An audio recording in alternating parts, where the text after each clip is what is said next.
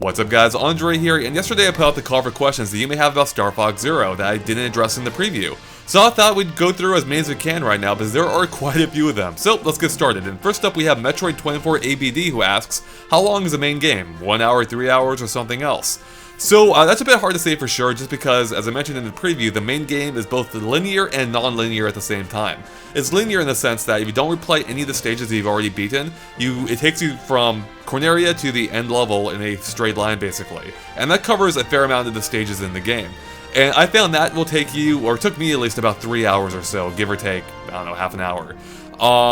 So yeah, that's actually a pretty lengthy playtime for Star Fox, but again, it does cover most of the stages in the game, so it works a bit differently than past Star Fox games have. However, if you decide to replay any of those stages, of course it's going to add the amount of time it takes, especially given the fact that's how you find other secret levels or secret exits to find those levels. And so it's basically impossible to get a figure on that. I will say though that just playing through the game casually, it took me about 10 hours or so to unlock every stage in the game, but of course that may take you longer or shorter depending on what you end up doing in the game. Next up, Era Shaw asks, can you fight enemies and battleships on the world map like in Star Fox 2? So of course Star Fox 2 was the unreleased Star Fox game that had a bunch of features that have appeared in other Star Fox games, including Star Fox Zero like the Walker. But to answer your specific question, no, the world map works pretty similarly to how it did in like Star Fox 64, except the branching paths work a little bit differently this time. Next up, Chris asks, in Star Fox Zero, are there any new planets separate from the ones in 64? So if you're talking just planets, no. Every planet in this game is based on one from Star Fox 64. With that said, as I mentioned in the preview, a lot of them do play quite a bit differently than before. And then there's the fact that several of the space levels are in fact entirely new. So although they may not be planet-based, there are brand new levels here. Watertoon asks, how different does it feel from 64? Does it feel better or worse in your opinion?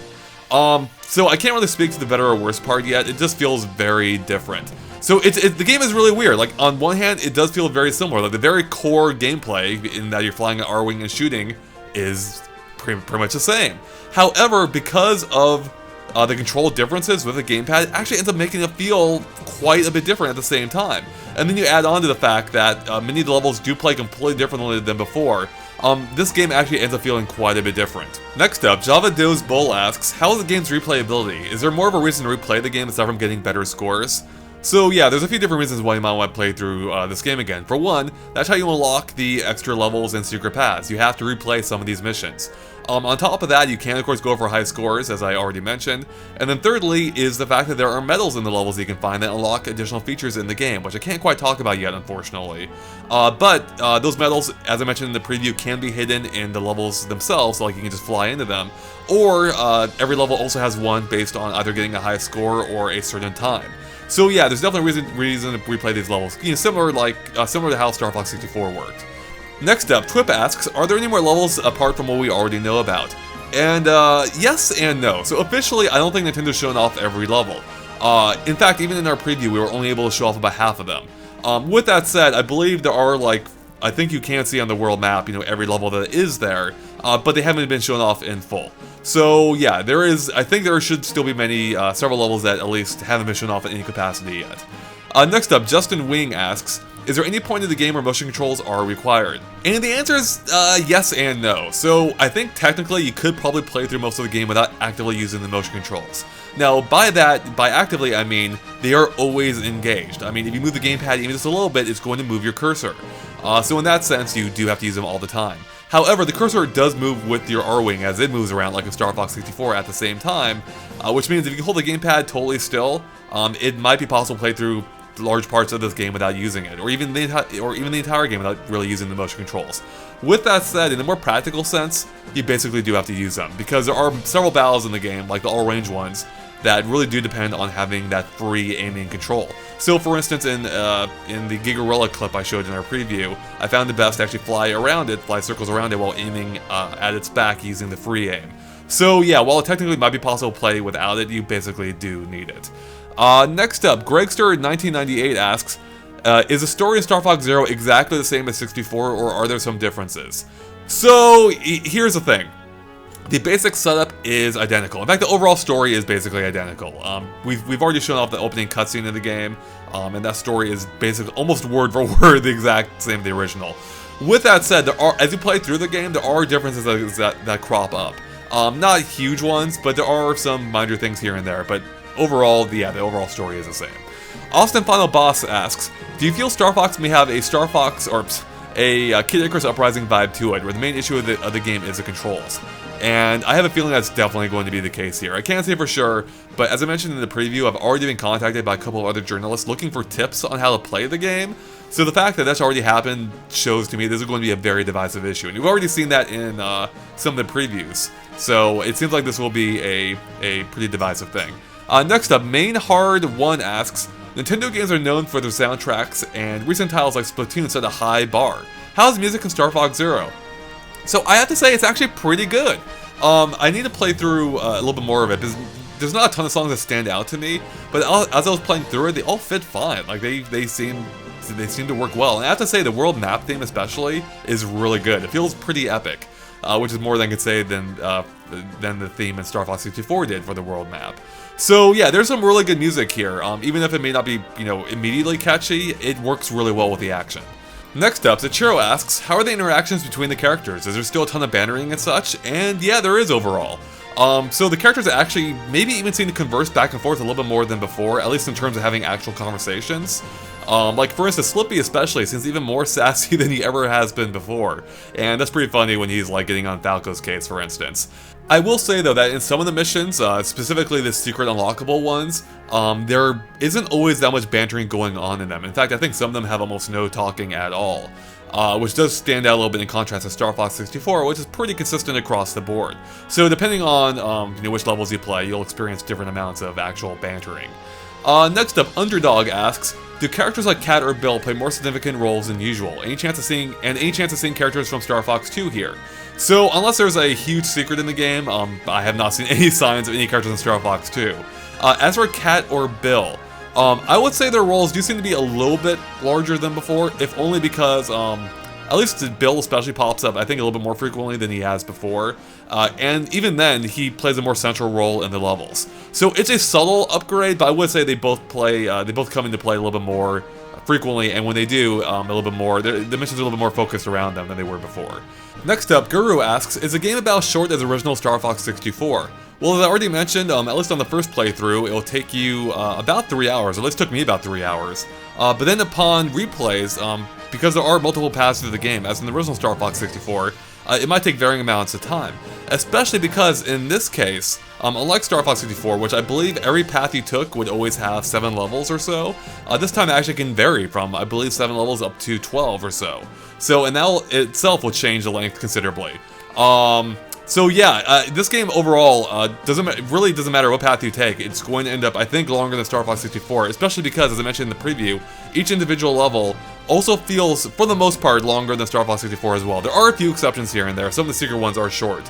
But most of the main missions almost feel like they could have consisted of multiple, they almost feel like the length of multiple levels in Star Fox 64 are just bundled into one. Next up, Sonic Jules JGB asks, are the voices only heard on the gamepad in the final build of the game? And if so, will that affect recorded videos of the game? So yeah, the radio chatter itself only comes through the gamepad. There's no way to get it on the TV. Trust me, I tried. So that actually will affect recorded videos of the game, which you've already seen. Most of the preview videos I've seen coming from other outlets don't have any voices in them at all.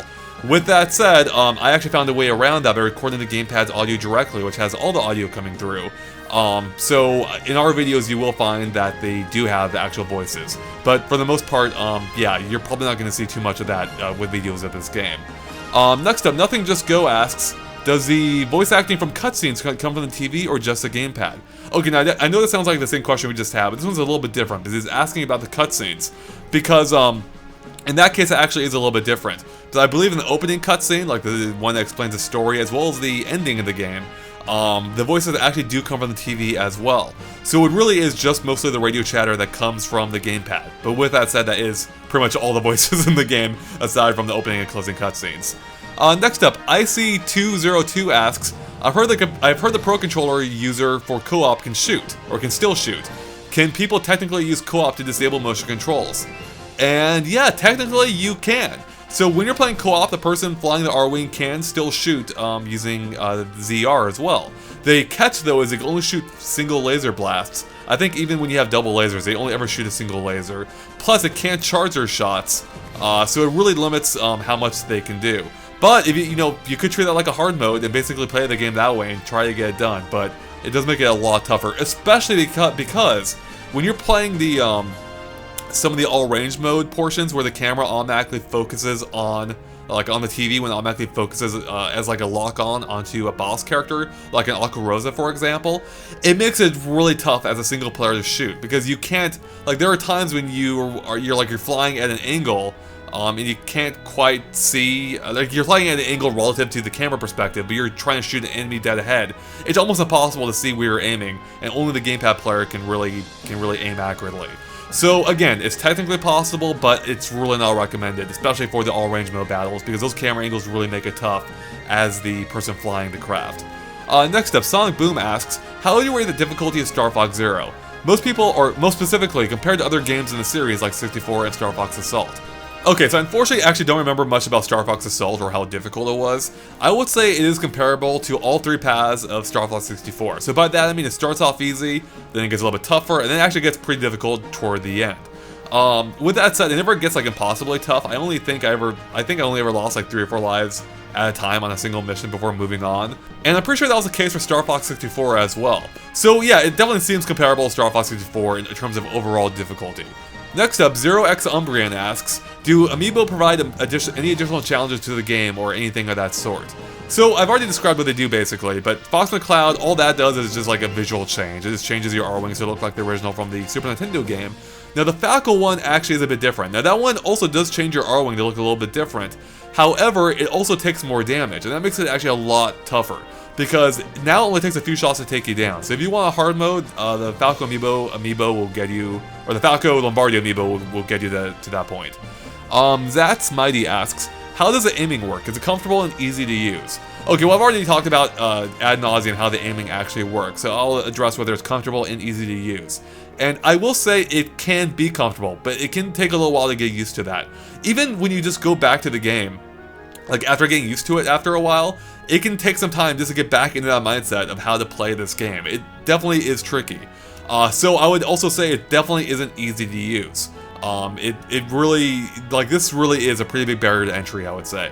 But once I got used to it, overall, I found it to be pretty darn fun. But I still need to play more of the game before I have a final verdict, which we'll hear in the review, because the controls definitely are something different. And you've probably already seen that in all the previews out there with tons of different opinions about them. So really go in with an open mind and, just give them a chance and see if you may like them or not. Okay, next up, Pablo Arganis asks, what happens if I plug in headphones into the gamepad? Will I get TV and gamepad audio or only the gamepad? So if you plug in headphones, all the audio will come only out of the headphones itself. So nothing from the gamepad itself, I mean, as you might expect, and nothing from the TV either. But it will give you the full audio experience. And that's actually how, I think I may have already mentioned, that's how we recorded our videos. I used plug the headphone jack into my PC's line in, and it captured everything audio that happens in the game. The voice track, the music, the sound effects, everything. So yeah, if you use headphones and you want to get everything out of one source, that's the way to do it. Ruffle Pup asks, is there an option for the Japanese dub in the game? And without giving any spoilers, what's your opinion on the story so far? So unless it's a secret option in the game that I haven't unlocked yet, no, there is no Japanese option in the game. As for the overall story, as I mentioned, overall it's pretty similar to the original game, so, I mean, I don't have much of an impression on it. It's fine, it works for the game. There's really not much to it.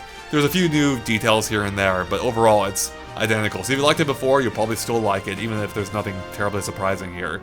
Next up, So Koopa4494 asks, is there any online or local multiplayer? So no, there is no online mode at all. As for local multiplayer, there is a co-op mode I mentioned, but beyond that, there's nothing else. Don't Click asks, are you forced to use motion controls or can you turn them off? And can you use a Pro Controller to play? So I've already kind of answered that. You can use a Pro Controller in a co-op if you want, and that kind of gives you some of that experience. Otherwise, you can't turn the motion controls off. There is an option to disable the motion controls when you're not actively shooting, but since you're almost shooting all the time, it doesn't end up changing it that much. So yeah, you really do, at the very least, the motion controls are turned on basically all the time. Next up, Ken Wolf asks, can you play as Wolf or just use his ship at all? Because his ship is infinitely better than Fox's chicken leg walker. So unless there's a secret option in the game, no, you can't play as Star Wolf. Next up, Duke Spubber asks, can you use the Amiibo, the Landmaster, and Gyro Wing? So I actually just tried it out. I used a Falco Amiibo to see if that changed the Landmaster at all, and it didn't. And in fact, when you scan in the Falco Amiibo, it specifically mentions only the R-Wing. So it does seem like it only affects the R-Wing. And same goes for the Fox McCloud, it only changes the R-Wing's appearance as well. Next up, Koopa Guy 97 asks, is there any way of going to third person on the gamepad?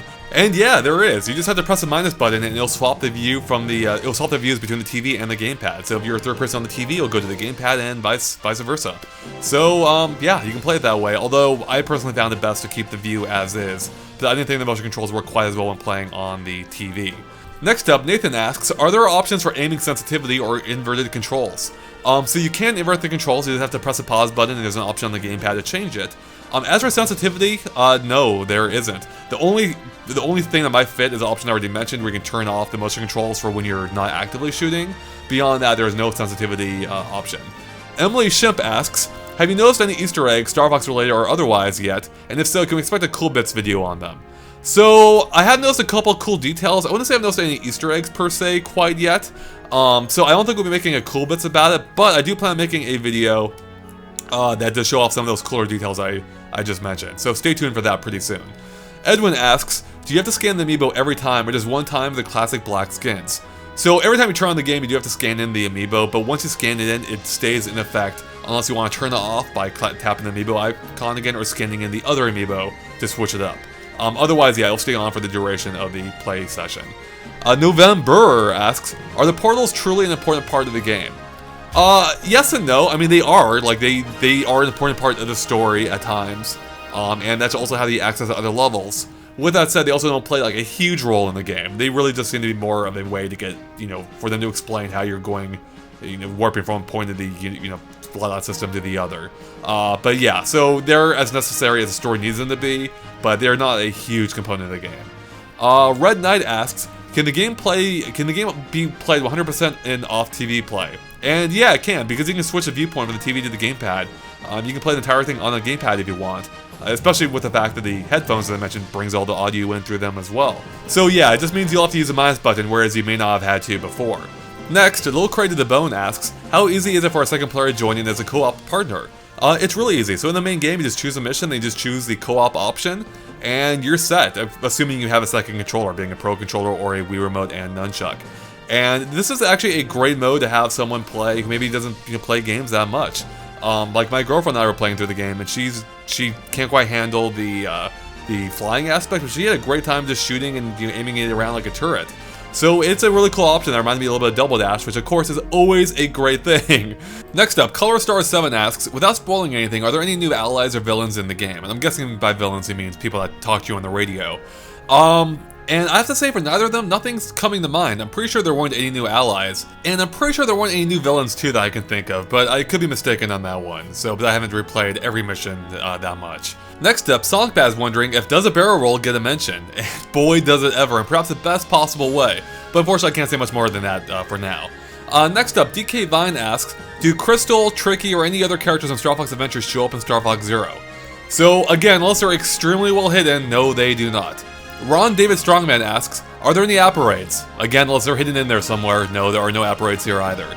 Exeed asks, can you use a Pro Controller for the single player, or do you have to use the gamepad? So I think I've said it before, but yeah, you have to use the gamepad unless you want to try playing the co-op mode by yourself, or, even in co-op mode, of course, in which case you can use the Pro Controller, but otherwise you are stuck with the gamepad. Jank asks, for someone who has never played or been interested in a Star Fox game before, is this a good game to start with?